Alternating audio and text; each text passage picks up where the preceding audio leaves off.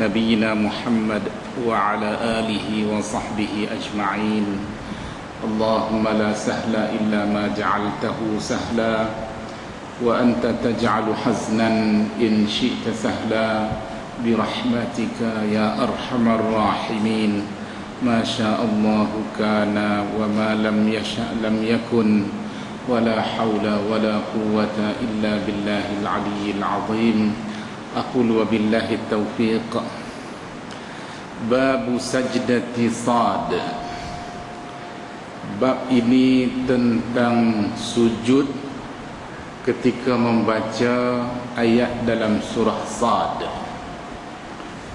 Ayat dalam surah Sad, Allah berfirman, Qala laqad zalamaka bisu'ali na'jatika ila ni'ajih.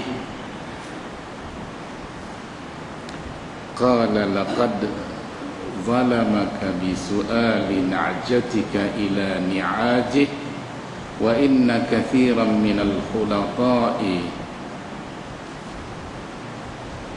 Apa ayat dia? Wa inna kathiran minal khulata'i la yatgha ba'duhum 'ala ba'd illa alladhina amanu wa 'amilus salihati wa qalilum ma hum wa dhanna Dawud annama fatannahu fastaghfara rabbahu wa kharra raki'an wa anab. Ketika baca ayat tu sehingga wa kharra raki'an wa anab, disitulah perlunya sujud sajdah ataupun sujud tilawah. Jadi bab ini untuk menerangkan kedudukan sujud tilawah ketika membaca ayat dalam surah Sad. Kata Imam Bukhari, haddatsana Sulaiman ibn Harb wa Abu Nu'man, telah menceritakan kepada kami, kata Imam Bukhari, oleh Sulaiman ibn Harb dan juga Abu Nu'man. Kedua-duanya adalah guru langsung kepada Imam Bukhari. Abu Nu'man ni nama dia Muhammad ibn al-Fadl, laqab dia Arim. Diberi gelaran Arim kerana pendirian dia tentang sunnah Nabi ni. Dia berpegang kuat, dia berpegang teguh. Apabila sampai saja kepada dia apa jua sunnah Nabi yang diriwayatkan dengan sanad yang sahih, maka dia akan berpegang teguh dengan sunnah yang sampai kepada dia dengan sanad yang sahih daripada Nabi.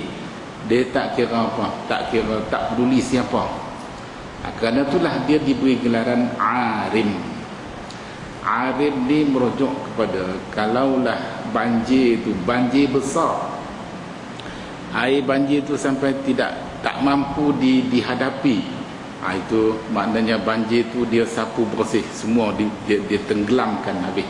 Dia tak peduli siapa. Itulah Abu Nu'man ni Muhammad ibn al-Fadl, laqab dia Arim. Qala, kedua-duanya berkata, haddatsana Hammad, telah menceritakan pada kami oleh Hammad. Hammad di sini ialah Hammad ibn Zaid Abu Salamah. Ini pun salah seorang daripada perawi hadis yang diberi gelaran Asadus Sunnah. Asad as-Sunnah, singa sunnah, disebabkan oleh pendirian dia dan sikap dia. Bila dia dapat satu-satu sunnah Nabi itu, dia tak peduli apa orang nak kata kat dia. Dia bagaikan singa yang sudah dapat apa yang dia nak. Bai'an Ayyub, daripada Ayyub ialah Ayyub ibn Abi Tamimah As-Sakhtiyani. Ini dari kalangan ulama hadis yang memang terkenal. An Ikrimah, daripada Ikrimah maula Ibn Abbas. Ikrimah ni asalnya hamba yang dimiliki oleh Ibn Abbas, kemudian dimerdekakan, lalu dia dinisbahkan pada Ibn Abbas nisbat wala. Nisbat wala. Wala ni dalam Islam, kalau dilihat kepada perbahasan ulama-ulama kita mengkategorikan wala' di sebahagian daripada perkara-perkara asas dalam pengajian akidah. Wala', bagaimana kita dikendaki supaya memberi wala' kita kepada Allah Subhanahu wa taala. Itu yang dikatakan Allah waliyul ladzina amanu. Allah wali kepada orang-orang mukmin. Wali merujuk kepada wala' kita kepada Allah. Dalam bahasa Arab, wala' dari segi bahasa dikatakan an-nusra. Kita perlukan pertolongan. Pada ketika kita berhajat kepada pertolongan, siapa yang kita nak minta tolong? Orang yang betul-betul boleh tolong kita, orang tu dinamakan orang yang kita bagi wala' kepada dia. Masa kita senang dia tolong kita, masa dia susah pun dia sanggup tolong kita. Orang ni dikatakan hubungan antara kita dengan dia, hubungan wala'. Kita memberi apa kita nak kata, sandaran ataupun harapan untuk mendapat bantuan. Jadi bagi para mukminin, kita kena letakkan wala' kita sepenuhnya kepada Allah Subhanahu wa taala. Jadi ikut Tuhan nak takdir siapa yang Tuhan akan hantar sebagai sebab langsung kepada bantuan yang kita boleh dapat, yang kita nak hajat kita tadi. Tuhan hantar siapa? Ayat ni terpulang. Ini kerja Tuhan. Tapi kita nak minta, kita nak mohon, kena mohon kepada Allah Subhanahu wa taala. Itu dinamakan wala'. Dalam perbahasan dalam ilmu akidah, wala' ni, para mukminin sesama mereka, al-mu'minuna ba'duhum awliya'u ba'd. Para mukminin sesama mereka adalah wali terhadap yang satu lagi. Wali terhadap, bukan wali dengan makna pergi betapa di gua mana-mana dengan tak makan makanan biasa, bawa bekal bertih saja. Itu bukan tok wali.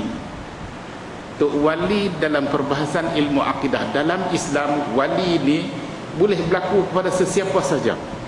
Di kalangan para mukminin dengan darjat iman dia yang tinggi, maka wala' dia kepada Allah lebih tinggi, lebih baik, lebih tinggi darjatnya.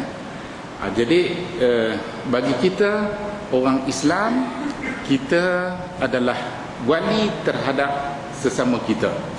Jadi apabila kawan kita perlukan pertolongan, bantuan, kita mampu, kita kena bantu dia.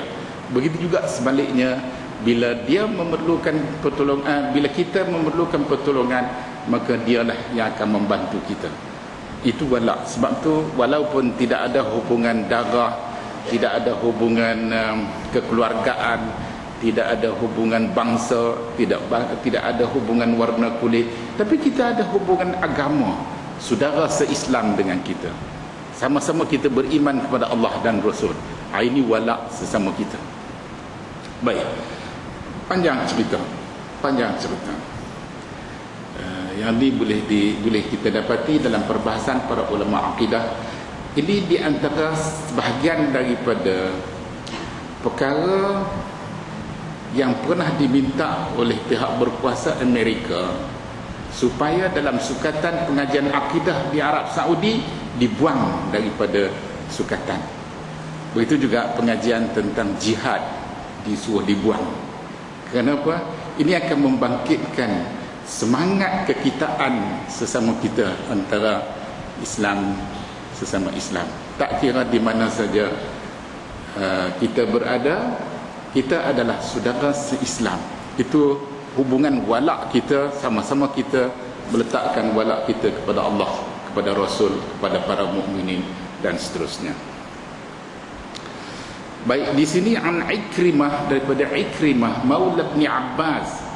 Ikrimah di hamba yang pernah dimiliki oleh Abdullah ibn Abbas, kemudian dimerdekakan. Apabila dimerdekakan, boleh dinisbahkan kepada Ibn Abbas nisbat wala'.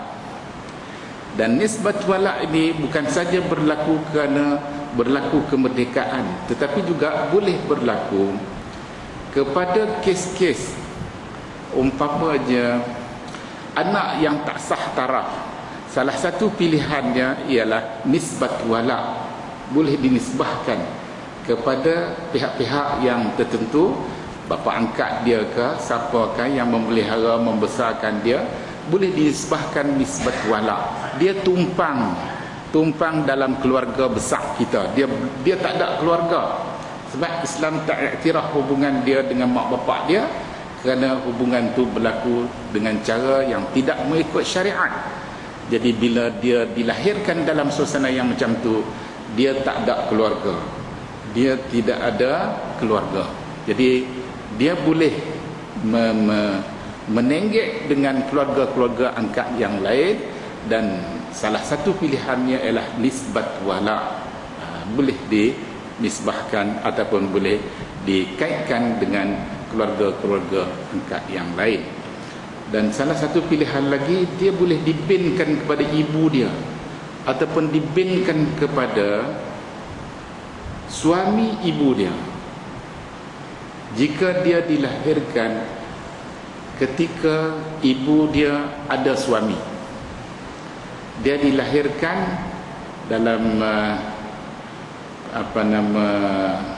ketika ibu dia mempunyai suami, sama ada suami ibu dia tadi orang yang tidak ada kaitan langsung dengan si anak tu, ataupun dia ada kaitan yang tidak sah. Mereka berzina, lepas dah mengandung baru mereka bernikah kahwin, jadi kemudian melahirkan anak. Anak tadi tidak dikira sebagai anak yang sah daripada bapa yang telah bersama dengan ibu dia dengan cara yang tidak mengikut syariat. Jadi anak tu boleh dibinkan kepada ibu dia, boleh dibinkan kepada ibu dia. Itu salah satu pilihan lagi. Baik, kita balik kepada hadis kita.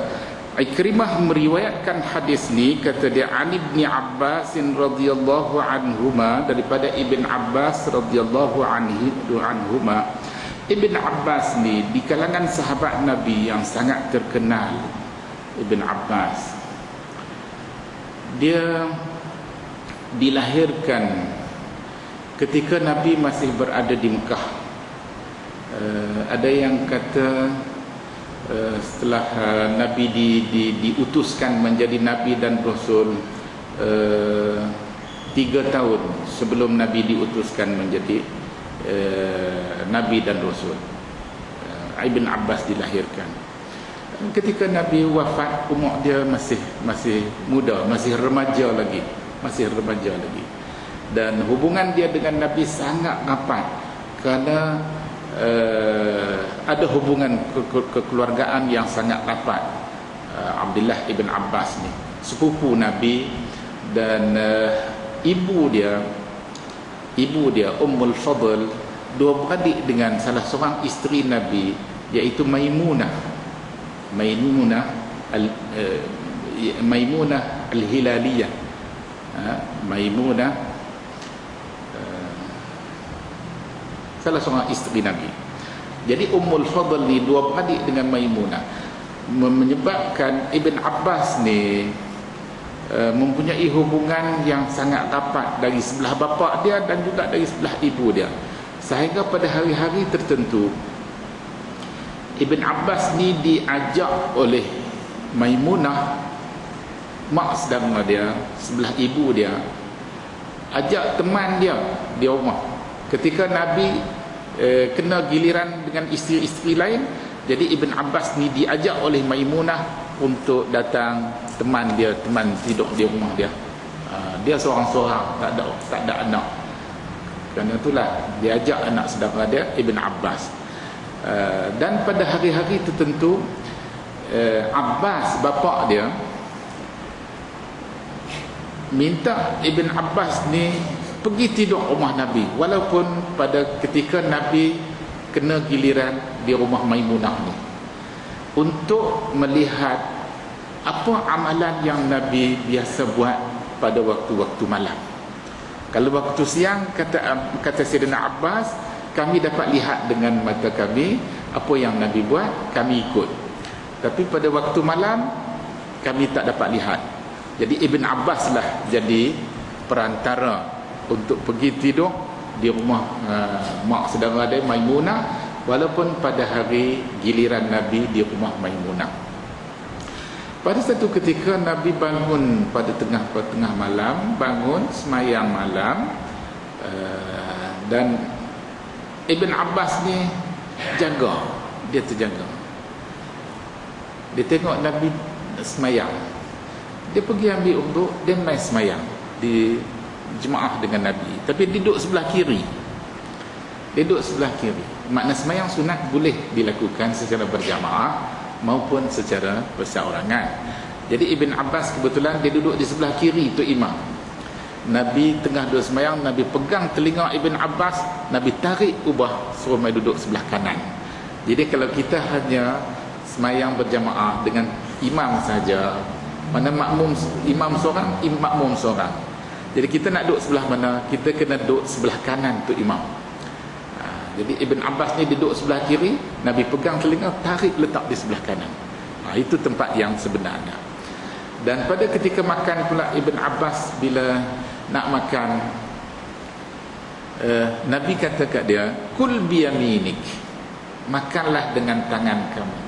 Wa kul mimma yalik, makanlah daripada, jemputlah daripada makanan yang terdekat dengan kita. Jangan start nak langkau ni tengah hak jauh kena sedap lagi. Lebih selera nak jemput hak jauh, dak makan jemput hak dekat dulu. Lepas tu barulah kau pelanjau. Lah ni senang, meja bulat, dia boleh pusing kan, semuanya jadi dekat belakang. Hak yang kita selera pun kita boleh pusing, walaupun duduk jauh, pusing mai dekat dengan kita boleh jemput yang terdekat dengan kita. Itu teknologi.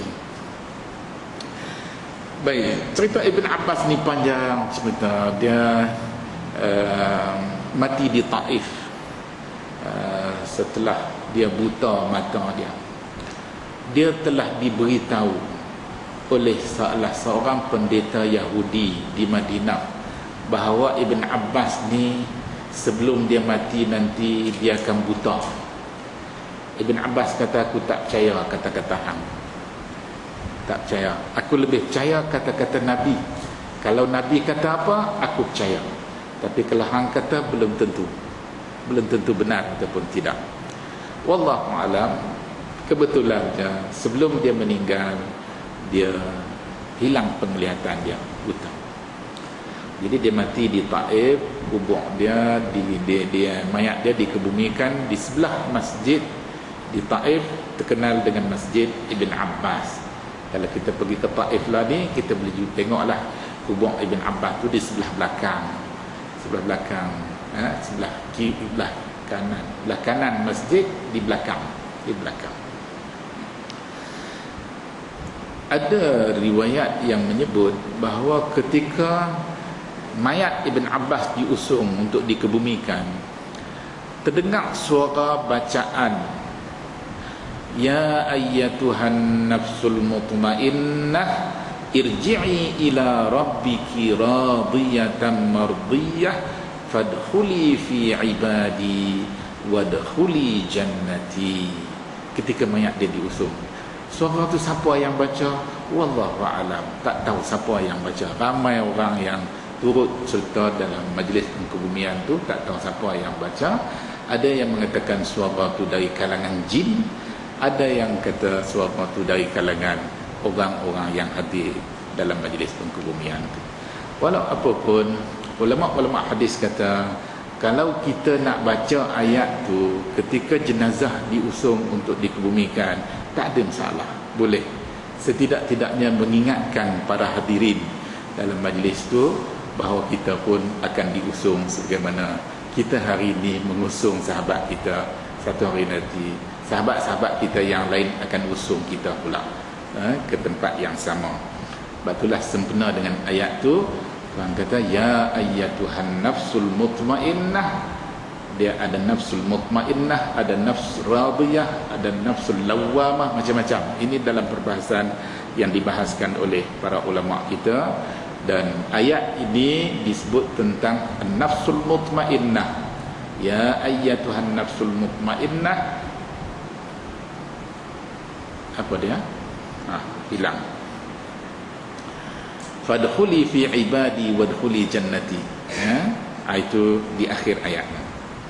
Baik, balik kita kepada hadis ni. Kata Ibn Abbas, kata Ibn Abbas, Sad, maknanya surah Sad, laisa min azaimis sujud. Dia bukanlah daripada ayat ataupun daripada surah yang ayatnya sangat dituntut sujud. Azaim, azimah ni dalam istilah ilmu usul fiqh, bila disebut azimah maknanya hukum yang tidak berubah, hukum yang ditetapkan dan tidak berlaku perubahan lagi, itu azimah. Jadi Ibn Abbas kata laisa min azaimis sujud, mana hukum sujud pada ayat dalam surah Sad, ayat yang kita baca tadi dalam surah Sad, bukanlah daripada hukum yang sangat dituntut, ataupun dikategorikan bukan sunat muakkad, bukan sunat muakkad. Wa qad ra'aitu an-nabiy sallallahu alaihi wasallam yasjudu fiha. Kata Ibn Abbas lagi, aku pernah lihat Nabi sallallahu alaihi wasallam sujud pada ayat dalam surah Sad ni tadi. Ru'ya Ibn Abbas, dia sahabat, bila dia kata aku tengok dengan mata kepala, mana ru'yah basariyah, tengok dengan mata kepala. Itu dalam hadis Nabi kata apa? Sallu kama ra'aitumuni usalli. Khitab hadis ataupun cakap Nabi tadi bukan hanya ditujukan kepada sahabat dia saja yang melihat secara langsung dengan mata kepala bagaimana Nabi semayang, tapi juga ru'yah dalam hadis itu dia terkandung dua jenis, ru'yah basariyah dan ru'yah nazariyah. Ru'yah basariyah ni tengok dengan mata kepala, ru'yah nazariyah tengok dengan kefahaman kita. Macam kita tak tengok Nabi, macam mana kita nak semayang macam mana kita tengok Nabi? Tak, kita semayang macam mana kita faham bagaimana Nabi semayang. Itu maksud dia, itu ru'yah nazariyah. Jadi nisbah para sahabat Nabi, mereka ada kedua-duanya sekali, ru'yah basariyah dan ru'yah nazariyah. Bagi kita yang tak sempat tengok Nabi, bila disuruh kita semayang seperti mana kita melihat Nabi, lihat bagaimana? Lihat dengan maksud bagaimana kita faham tentang kehendak dan tuntutan hadis tadi, dalam konteks semayang Nabi tadi. Kita kena faham, kena reti bagaimana Nabi angkat takbir, bagaimana Nabi baca doa iftitah, bagaimana Nabi baca Fatihah, bagaimana Nabi baca surah, bagaimana Nabi rokok, bagaimana Nabi sujud dan seterusnya. Jadi ru'yah nazariyah. Dalam kes ni ru'yah basariyah dan juga ru'yah nazariyah, kerana Ibn Abbas antara sahabat Nabi yang Nabi pernah doakan, Allahumma faqihhu fiddin, ya Allah beri fahamkanlah Ibn Abbas ni tentang hal-hal agama,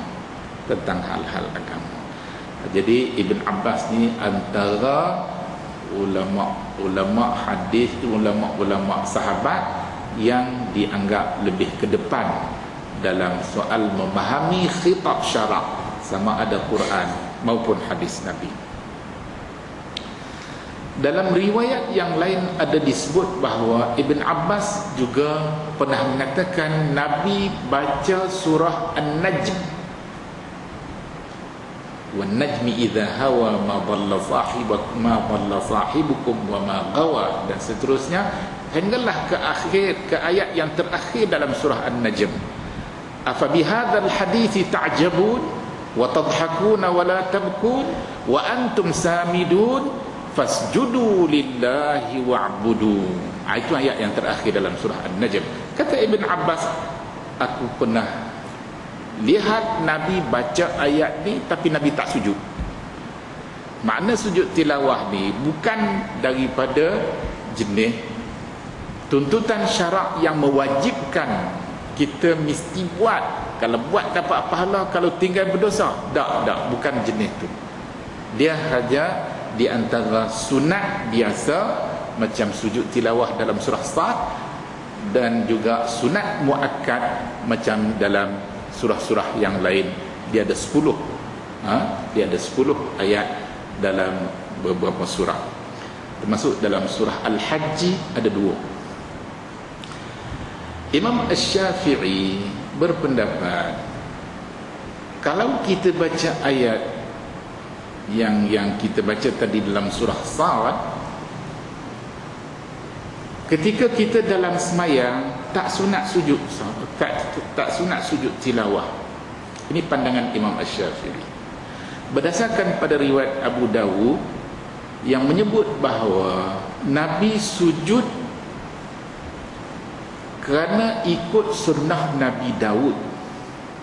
Nabi Daud sujud kerana syukur dia kepada Tuhan. Makna Nabi Daud sujud syukur, bukannya sujud tilawah. Sebab itulah sujud syukur ni hanya berlaku di luar semayang. Dia tak boleh berlaku dalam semayang. Kalau berlaku dalam semayang, ini sujud tilawah nama dia. Berlaku di luar semayang, sujud syukur ni hanya boleh berlaku di luar semayang.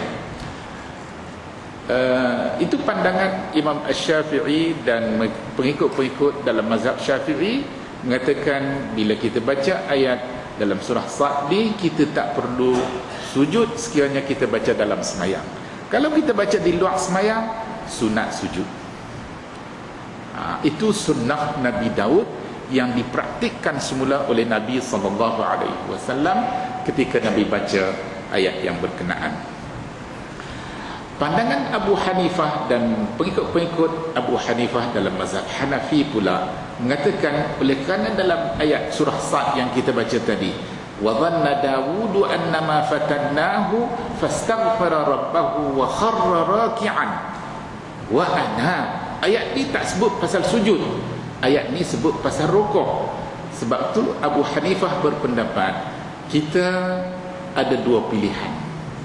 Sama ada bila kita baca ayat ni kita sujud ataupun kita rukuk. Kita ada 2 pilihan. Kita boleh rukuk pun dikira dah, ataupun kita boleh sujud juga dikira amalan yang sama. Itu pandangan Abu Hanifah dan mereka-mereka yang sependapat dengan dia. Manakala mazhab-mazhab lain, Imam Malik, Ahmad ibn Hanbal, ada beberapa riwayat, ada yang sependapat dengan Imam Asy-Syafi'i, ada yang sependapat dengan Abu Hanifah, dan ada yang berpendapat pula, ada riwayat yang menyebut bahawa ketika baca ayat ni sama ada di luar semayang ataupun dalam semayang, kita sunat sujud. Dan sujud tu tetap dikira sebagai sujud tilawah, bukan sebagaimana yang dianggap sebagai sujud syukur jika berlaku di luar semayang. Sebab sujud syukur ni boleh berlaku walaupun kita tak baca ayat ni. Walaupun kita tak baca ayat ni, kita boleh sujud syukur.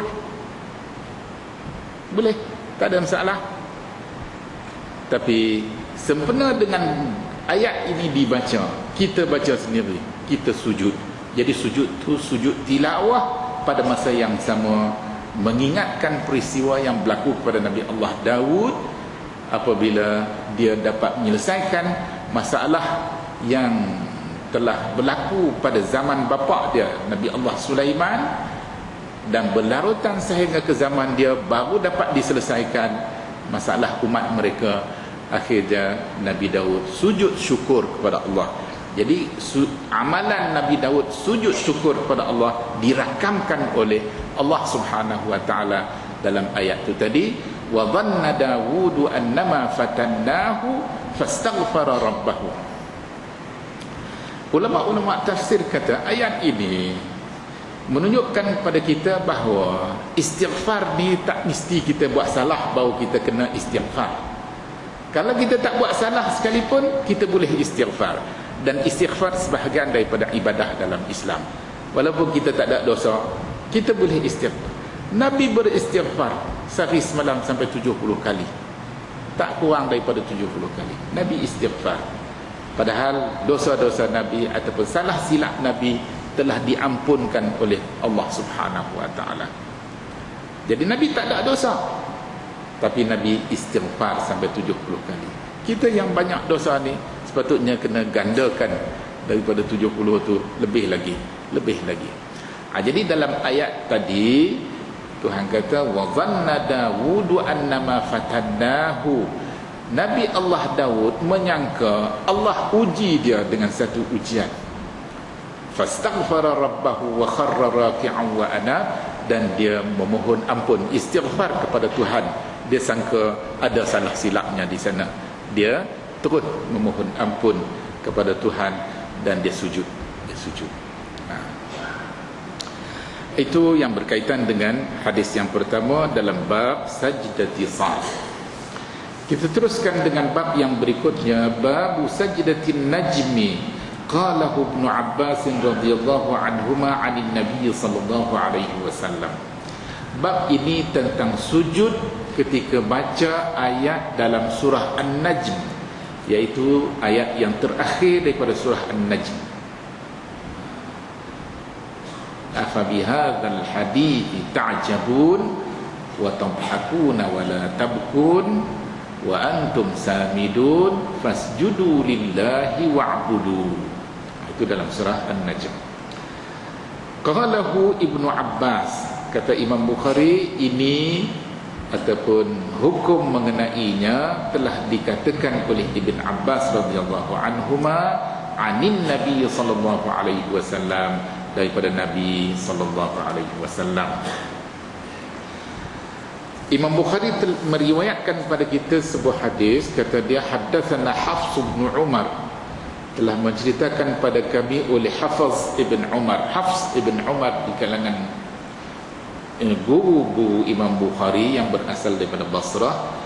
Qala, berkata Hafs, haddatsana Syu'bah, telah menceritakan pada kami oleh Syu'bah, iaitu Syu'bah ibn al-Hajjaj, an Abi Ishaq, daripada Abu Ishaq As-Sabi'i, anil Aswad, daripada Al-Aswad ibn Yazid An-Nakha'i, an Abdullah radhiyallahu anhu, daripada Abdullah ibn Mas'ud radhiyallahu anhu, anna an-nabiy sallallahu alaihi wasallam qara'a surat an-najm. An Abdullah, daripada Abdullah ibn Abbas radhiyallahu anhu, anna an-nabiy sallallahu alaihi wasallam qara'a surat an-najm, bahawa Nabi sallallahu alaihi wasallam telah membaca surah An-Najm. Fasajada biha, Nabi telah sujud pada ayat terakhir daripada surah An-Najm.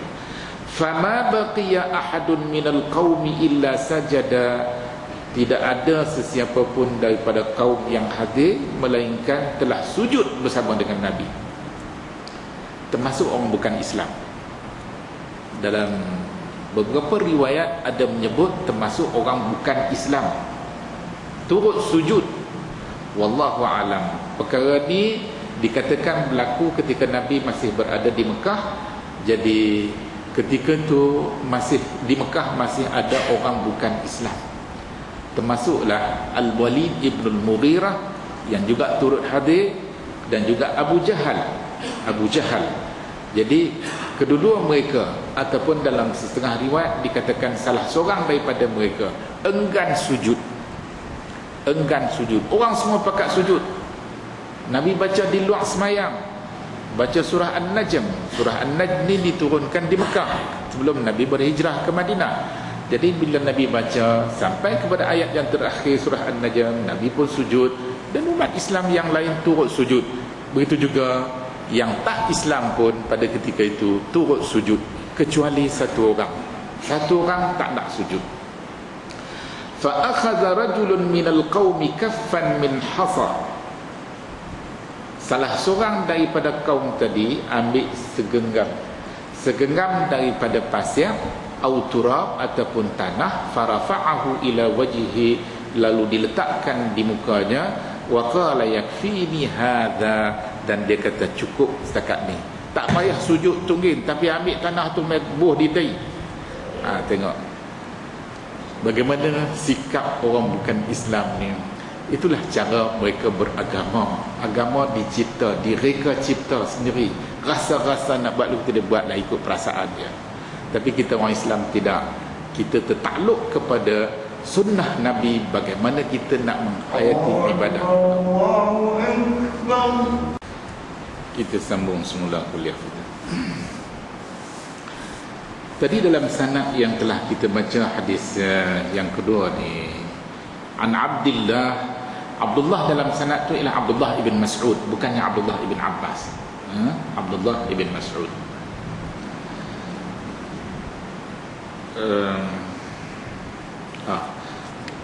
Dia kata fa akhadha rajulun minal qaum, satu orang lelaki di kalangan kaum yang hadir, dia telah mengambil segenggam daripada pasir ataupun daripada tanah, farafa'ahu ila wajhihi, lalu diletakkannya ke mukanya, wa qala yakfini hadha, dia berkata cukup untuk aku begini.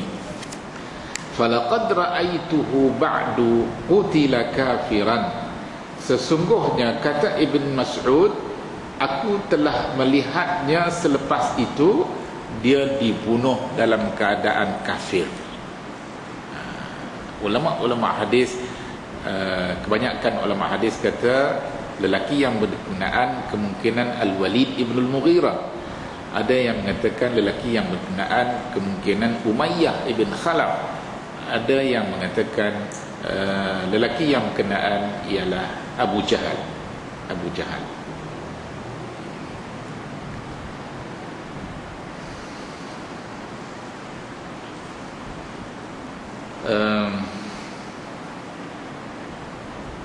Dalam hadis ini disebut ketika Nabi baca surah An-Najm, ini ketika Nabi berada di Mekah dan Nabi telah sujud. Perkara ini berlaku ketika Nabi baca di luar semayang. Maka kaum yang hadir, termasuk yang Islam dan juga bukan Islam, turut sujud. Bahkan dalam riwayat yang akan kita baca selepas ni, termasuk di kalangan jin dan manusia. Mana jin pun turut sujud. Jin pun turut sujud. Boleh jadi jin Islam, boleh jadi jin tak Islam, turut sujud. Tetapi manusia yang degil ni, hak seorang ni tak mau sujud. Bahkan dia telah memperolok-olok kan orang yang ikut Nabi ni, ikut Nabi sujud, mereka pun sujud. Dia kata cukup untuk dia, tak payah sujud, tapi ambil tanah buh di dahi. Yang ni agama ikut akal. Dia kalau akal memang boleh pun. Sebab tu kata Sayyidina Ali, ketika Nabi berwuduk dengan cara sapu di atas khuf, kasut yang dipakai ketika musim sejuk, kasut dua lapis, kasut bahagian dalam dan kasut bahagian luar. Yang bahagian luar tu dipakai untuk berjalan, dan kemudian bila masuk rumah, masuk masjid dibuka. Tapi kasut bahagian dalam tu dipakai sepanjang masa. Bagi orang yang bermukim sehari semalam, dia boleh terus menerus pakai, tak payah buka. Walaupun dia terbatal wuduk, dia ambil wuduk, dia hanya sapu ke atas saja. Sapu di sebelah atas, bahagian atas saja. Dia tak payah sapu sebelah bawah. Kata Sayyidina Ali, kalaulah Islam ni agama yang boleh direka mengikut logik akal, maka sapu di bawah tu lebih logik daripada sapu di atas. Tapi oleh kerana agama Islam ni ikut perintah Allah dan sunnah Nabi, maka yang Nabi buat itulah agama. Yang Nabi tak buat, itu bukannya agama. Dia tak boleh ikut logik akal. Kalau logik kata mungkin sapu belah bawah tu lebih logik, sebab kita berjalan pijak sana sini dan sebagainya. Tapi oleh kerana agama ni bukan semuanya boleh ikut logik akal. Kalaupun ada sebahagian hukum hakam syarak kebetulan sama dengan logik akal, itu kebetulannya saja, bukan semuanya logik akal boleh menjadi dasar dalam menentukan hukum hakam syarak. Baik. Jadi perangai menentukan hukum hakam agama semata-mata ikut logik akal, bahkan sanggup menolak sunnah Nabi, ini perangai orang bukan Islam. Ini perangai orang bukan Islam. Jadi bagi kita orang Islam, kena sami'na wa ata'na. Kita dengar perintah Allah, perintah Rasul, dan kita taat kepada perintah Allah dan perintah Rasul seadanya. Baik. Bab yang seterusnya, bab sujudil muslimina ma'al musyrikin. Bab ini tentang sujud orang-orang Islam bersama dengan orang-orang musyrikin. Wal musyriku najasun.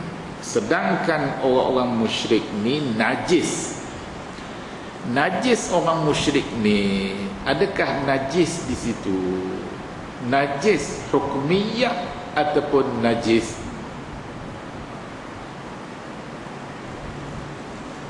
pada zahirnya? Najis ainiyah ataupun najis pada zahirnya, yang ni macam kita kata badan kita ke, ataupun kain baju kita ke, tempat tinggal kita ke, terkena najis, ada kencing di situ. Jadi selama mana najis tu masih dapat dilihat, maka selama tu kita kena terus berusaha menghilangkan ain dia, najis. Selagi ain tu masih ada, tak boleh, kita kena hilangkan seberapa yang boleh. Yang kedua, najis hukmiyah. Najis hukmiyah dia bukan najis ain benda tu, tapi dari segi hukumnya dikira najis. Dikira najis, dikira tidak suci. Dikira tidak suci. Macam kita orang Islam, bila kita berjunub, kita tak boleh semayang. Kita tak boleh semayang sehinggalah junub kita tadi terangkat. Bagaimana kita nak angkat junub, nak hilangkan junub kita tadi? Dengan cara kita mandi hadas besar. Dengan cara kita mandi hadas besar. Jadi hadas besar tu boleh mengangkatkan halangan junub tadi daripada kita menunaikan salat. Menunaikan salat. Orang kafir, orang musyrik ni, adakah mereka dikira najis dia tu najis hukmiyah ataupun najis ainiyah? Kalau najis ainiyah, maka peluh dia tak boleh kena kita kena basuh peluh dia. Baju apa dia panggil? Baju terpakai yang diimport daripada luar negara, entah siapa yang pakai, orang Islam ke orang bukan Islam, tentulah ada terkena peluh-peluh dia. Tak boleh pakai semayang, kena basuh dulu, suci daripada ain peluh, saki-baki daripada tubuh badan dia tu, kalau itu dianggap najis ainiyah.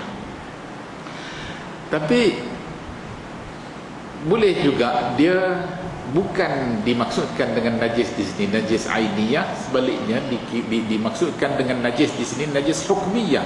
Najis hukmiyah pada hukumnya saja. Bila terangkat hukumnya, maka tak dikira najis lagi dah. Sebab itulah bagi orang bukan Islam, bila dia mengucap dua kalimah syahadah, maka terangkat hukum najis tadi. Lepas dia mengucap dua kalimah syahadah, dia perlu mandi lagi kerana dia masuk Islam? Tak. Kalau najis itu hanya najis hukmiyah, mengucap dua kalimah syahadah sudah boleh selesai masalah najis tadi. Tapi kalau kita kata najis itu najis ainiyah dan juga hukmiyah, kedua-duanya sekali, maka mandi pun kena, mengucap pun kena. Kalau mandi saja, dia baru hilang najis ainiyah.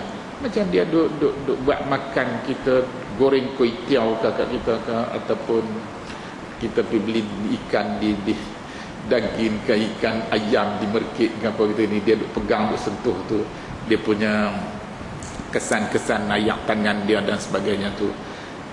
Kalau dikira najis ainiyah, tak bolehlah sehingga kita kena basuh lah. Basuh baru selesai.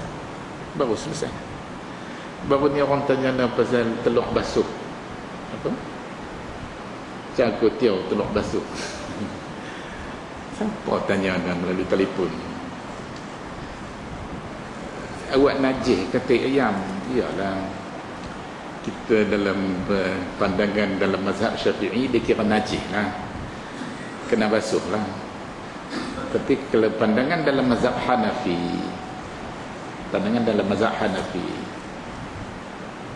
tai ayam tak najis.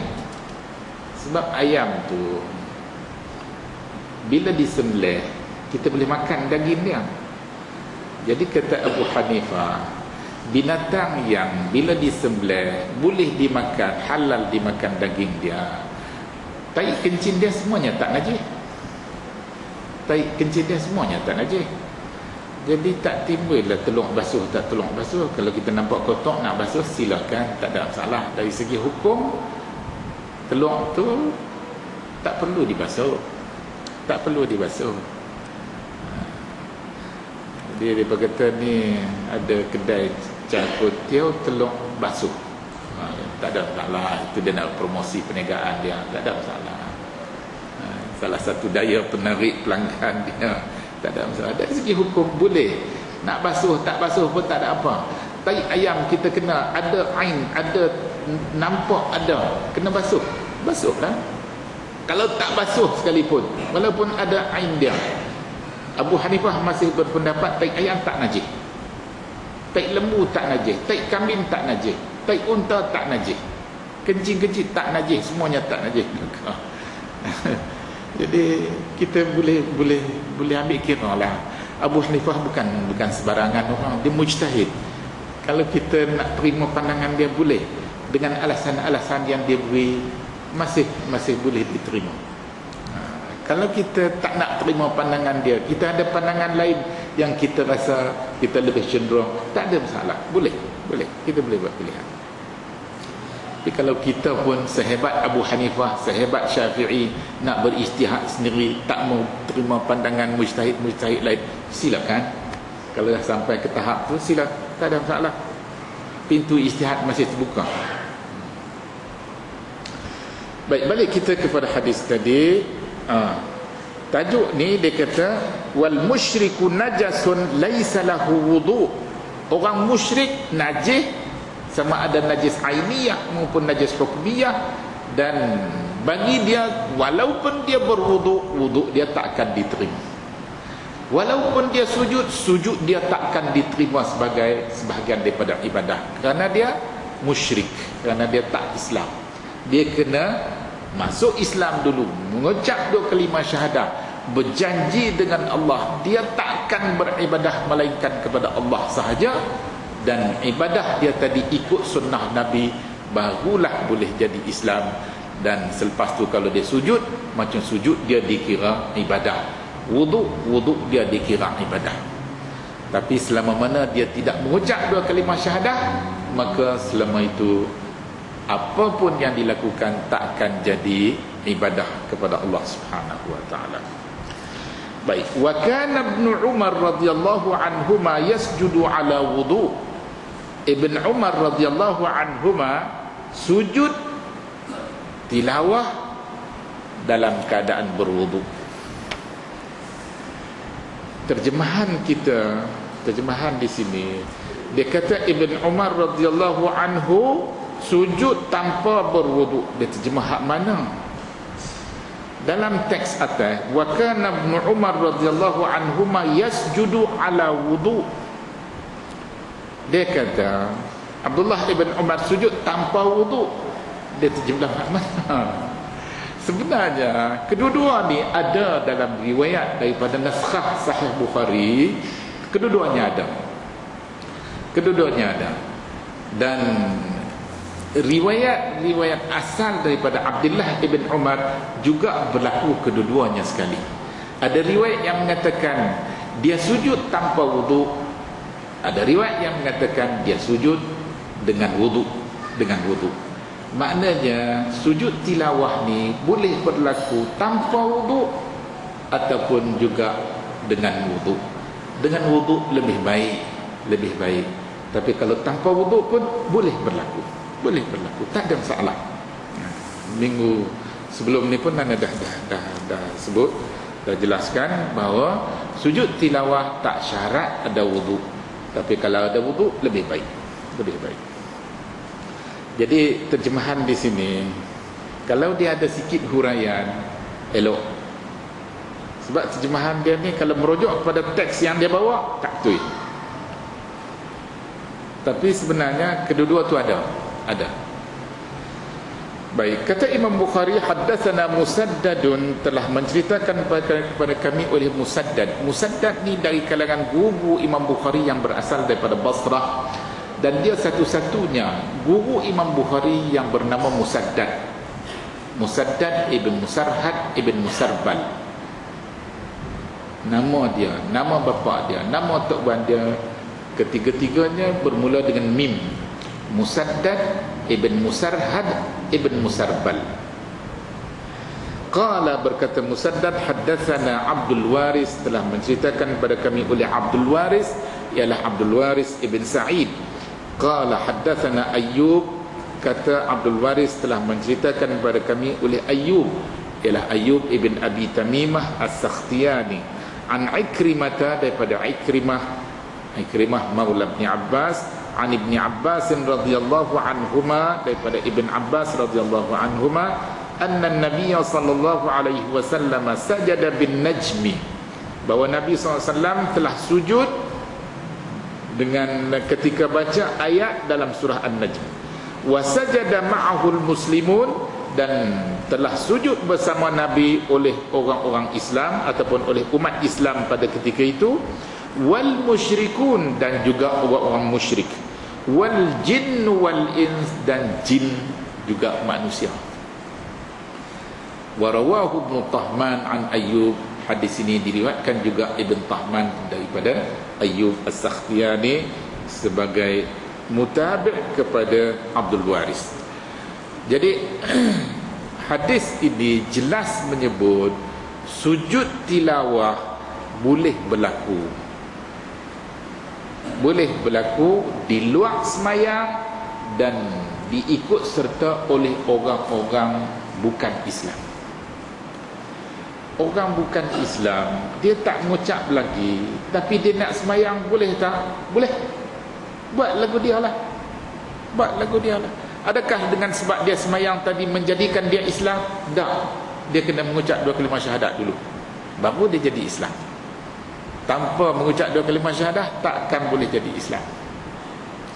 Soal orang bukan Islam juga percaya bahawa Allah pencipta alam ini, Allah pentadbir alam ini, Allah pemberi rezeki kepada kita penduduk dunia ni. Yang ni tidak boleh mengislamkan mereka, sehinggalah mereka mengaku bahawa Allah itulah satu-satunya sembahan yang perlu disembah, ditunduk, dipatuhi, ditaati, dan kepatuhan ketaatan ibadah kita kepada Allah kena ikut sunnah Nabi. Kalimah syahadah yang kedua, wa asyhadu anna Muhammadar Rasulullah, Muhammadlah satu-satunya Rasul Allah yang kita kena ikut. Jadi kalau nak sembah Tuhan tetapi ikut sunnah Nabi-Nabi, Rasul-Rasul yang terdahulu, tak mau ikut sunnah Nabi Muhammad, ini masih dikira tak Islam.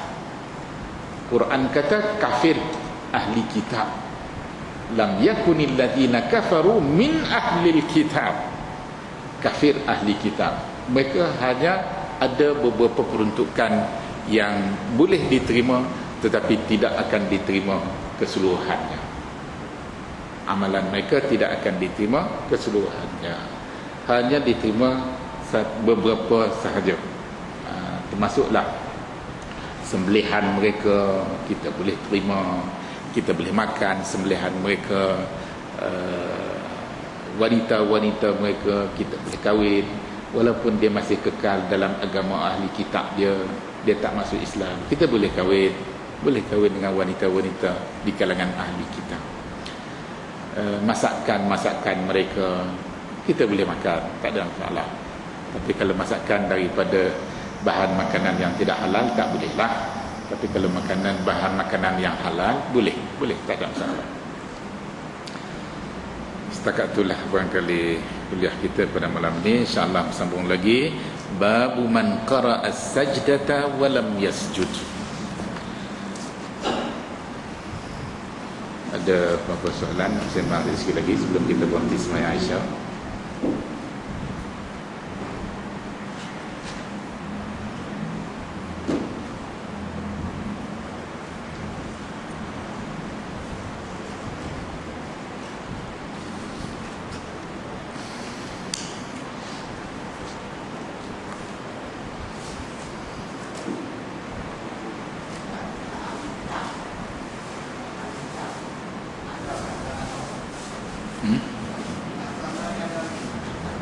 Ada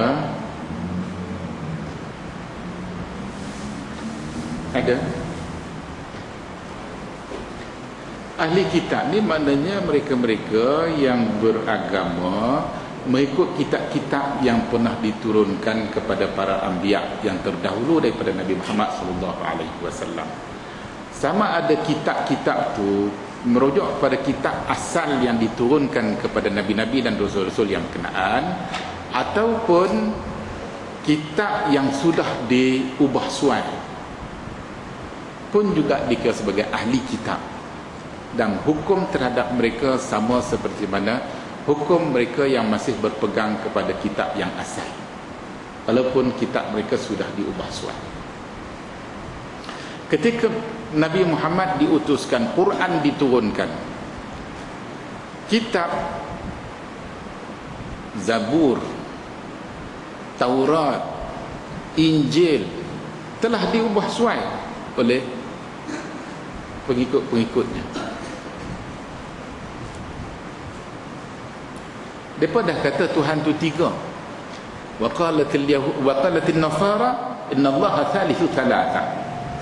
Dah Trinity tu dah ada. Quran pun mengaku kata mereka tu bertuhankan tiga uknum, tiga unsur. Allah, Maryam dan Isa. Dalam pada tu pun Quran kata makanan sembelihan mereka boleh dimakan, wanita mereka boleh dikahwinkan. Boleh? Boleh? Dia ikut sepenuhnya, ikut separuh-separuh, ya, Kristian ya. Boleh? Ada orang Malaysia pergi belajar di Rusia, berjumpa dengan teman, dengan inilah orang Rusia lah, wanita Rusia yang mendakwa dia ahli kitab, dia masih percaya kepada agama Nasara, dan dia pergi gereja, dia pergi semayang, dia ikut halal haram. Jadi yang orang Malaysia ni nak kahwin dengan dia, dah bercinta, dah apa begitu begini, setuju nak kahwin, nak balik kahwin di Malaysia, bermasalah, tak dapat kahwin. Akhir sekali dia rujuk kepada majlis fatwa. Oleh kita telah bersidang dan berbincang tentang perkara ini, akhirnya kita putuskan boleh. Dan mereka dah kahwin apa? Dah kahwin dah.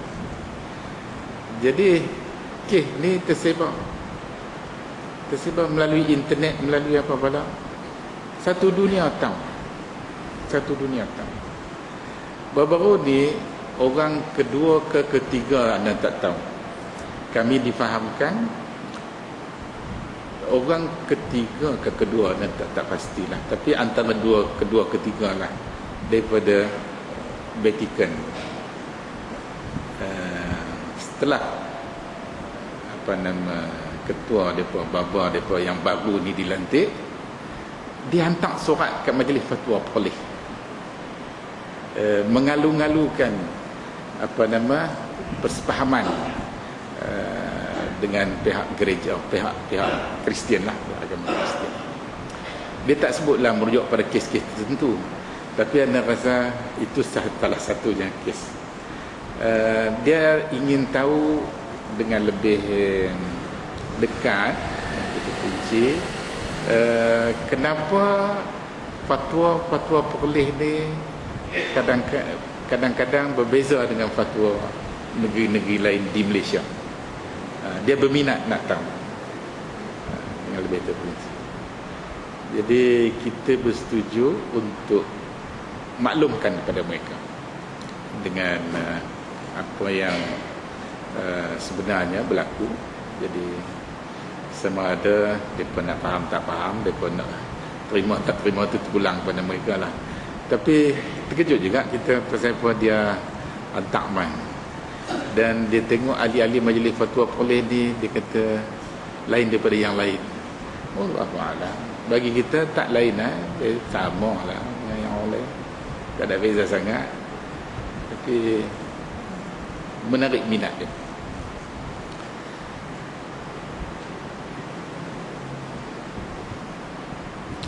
Kalau dengan alasan-alasan lain, wallahualam, yang tu kita tak tahu lah. Tapi kalau dengan hanya merujuk pada alasan agama sahaja, agama membenarkan dan tidak pernah berlaku pemansuhan hukum ni, masih kekal sampai ke hari ini. Jadi kita jelaskan kedudukan sebenarnya. Wallahu a'lam.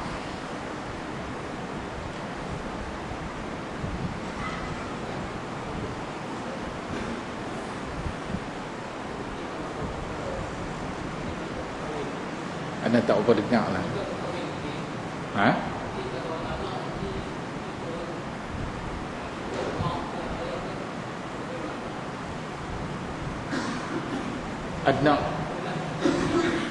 Anak pasangan yang kahwin dengan bukan Islam ni.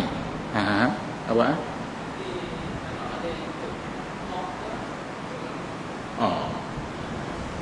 Atas dasar itulah kebimbangan tu ada. Anak tadi boleh jadi dia ikut mak dia, boleh jadi dia ikut bapak dia. Kok mana pun pada kita umat Islam, Islam nak suami itu menjadi ketua keluarga. Dia kena mempengaruhi anak buah dia, termasuk isteri dia yang tak Islam ketika berkahwin tadi. Lama kelamaan dia akan masuk Islam. Apatah lagi anak yang dilahirkan daripada pasangan mereka, diharapkan supaya dia akan dipengaruhi oleh bapa dia lebih daripada ibu dia. Dalam Al-Quran Tuhan kata apa? Wala 'abdun mu'minun khairun min musyrikin walau a'jabakum. La 'abdun wala amatun mu'minatun khairun min musyrikatin walau a'jabatkum. Jadi soal nikah kahwin ni, Quran mengutamakan yang mukmin, yang mukminah lebih baik walaupun mereka ni hamba. Status hamba, bukan merdeka, tapi mukmin. Hamba wanita tapi mukminah lebih baik daripada yang tak Islam tu. Yang tak Islam. Jadi tetapi pada masa yang sama Islam membenarkan bagi mereka-mereka yang berkemampuan, yang boleh menguasai, yang boleh menjadi ketua keluarga sebenarnya, boleh mempengaruhi. Yang kes Rusia tu, lepas dia kahwin, dia masuk Islam. Dia masuk Islam. Tapi sebelum kahwin dia tak nak masuk Islam. Dia nak kahwin tapi dia tak nak masuk Islam. Tapi lepas dia kahwin, tak lama pun sebelum dapat anak, dia masuk Islam. Jadi bagi kes-kes yang semacam tu, maknanya dia boleh memimpin, dia boleh menguasai. Itu yang patutnya. Jadi kita selaku ketua keluarga, kita kena memimpinlah. Ar-rijal qawwamuna 'alan nisa. Jadi lelaki, makna suami-suami ini pemimpin terhadap wanita, isteri ke, anak ke, siapa-siapa ke di bawah pimpinan dia. Dia yang kena menguasai dan memimpin mereka ke arah yang lebih baik. Ke arah yang lebih baik. Sebab tu wanita-wanita ni bila dia nak kahwin, dia nak cari suami yang dia boleh tumpang berlindung, dari segi keselamatan dia, dari segi agama dia nak tumpang belajar. Tiba-tiba mai dapat suami yang lentang kukang, jadi isteri pula nak kena mengajar dia. Sebab tu Islam tidak membenarkan wanita-wanita kita berkahwin dengan lelaki-lelaki bukan Islam, kerana dikhawatiri pengaruh lelaki dalam rumah tangga tadi jauh lebih kuat daripada wanita, sebab dia ada kuasa. Bukan setakat pengaruh saja, dia ditambah dengan kuasa. Tapi kita jangan lupalah bahawa wanita ni pun, walaupun dia tak ada kuasa untuk menceraikan suami dia, tapi dia punya kuasa halus dia mempengaruhi keluarga tadi sangat kuat. Sebab tu Quran menyarankan kita supaya lebih mengutamakan yang mukmin dan ataupun mukminah daripada yang tidak mukmin, tidak mukminah. La'abdun mu'minun khairun min musyrikin wa la'amatun mu'minatun khairun min musyrikatin walau a'jabatkum. Apa parah nak tahan beberapa hari, tapi iman tahan sampai bila-bila. Al-baqiyatus salihat itu mukmin, itu tahan sampai bila-bila, walaupun lepas mati masih berdaya tahan, masih bertahan. Tapi rupa parai, walau a'jabatkum, mana rupa parai kah, harta benda kah, yang menjadi daya tarikan, pangkat, kebesaran pangkat dan sebagainya, yang ni tak bertahan beberapa hari, akan hilang. Wallahu a'lam. Ya.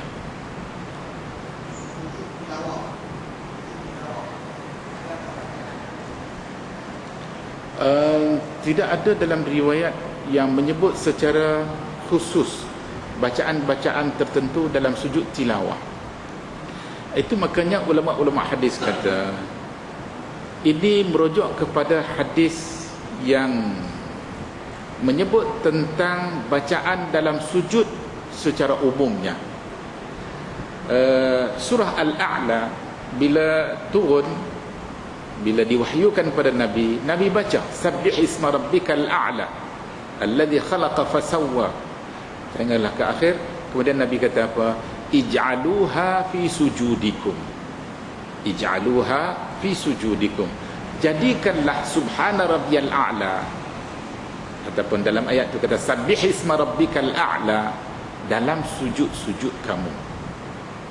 Tidak dikecualikan sujud tilawah. Maka ulama-ulama hadis kata walaupun hadis ni secara umumnya tidak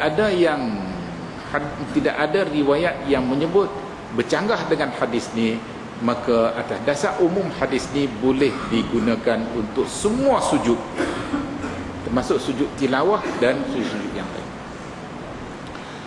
Ada dalam riwayat Al-Hakim dengan sanad yang hasan, ada disebut tentang sujud as-sajdah.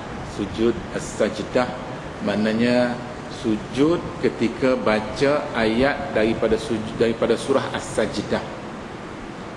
Apa? Ayat apa? Dia kena pagi Jumaat baru ingat. Nak baca lain pada pagi Jumaat, kena ambil daripada awal. Allah. Innama yu'minu bi ayatina alladhina idza dzukiru biha kharru sujadan wa sabbahu bihamdi rabbihim wa hum la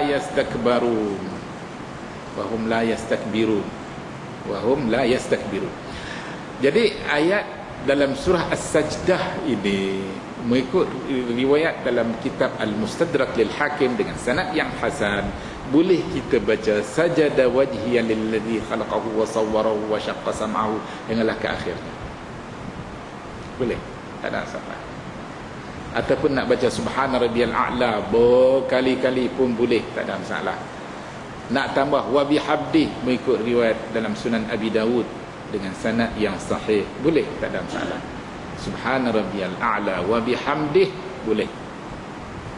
nak baca subhana rabbiyal a'la saja, nak ulang berkali-kali, boleh. Hadis-hadis tu sahih. Wallahu a'lam.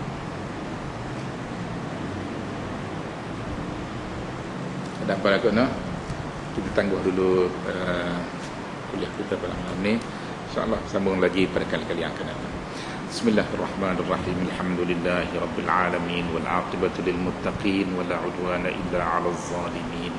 Wassalatu wassalamu al-atamman al-akmalan ala nabiyyir rahmati wal ridwan wa ala alihi wa ashabihi ulil ilmi wal irfan.